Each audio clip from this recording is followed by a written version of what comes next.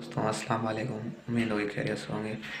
दोस्तों जैसे कि आज आपको पता है कि आज संडे का दिन है, तो वैसे पीटीआई के जो कारकुन थे उनकी आज जमानत मंजूर हो गई थी।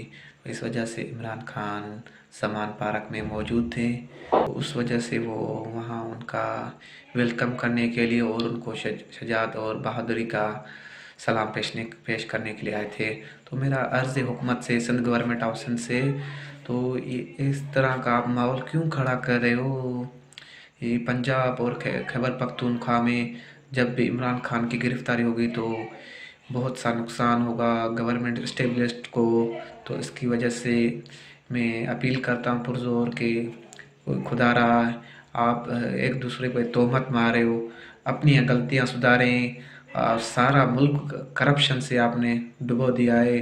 तो जैसे कि आप मेरे को चैनल को सब्सक्राइब करें, फॉलो करें, कमेंट करें, लाइक करें, शेयर करें और करना ना भूलें। आप बहुत कंजूस सबक करते हो, आप बहुत यार वो करते हो, जैसे आपके कोई पैसे खर्च हो रहे हैं तो बड़ी आपकी मेहरबानी यार वीडियो को वॉच करने के लिए।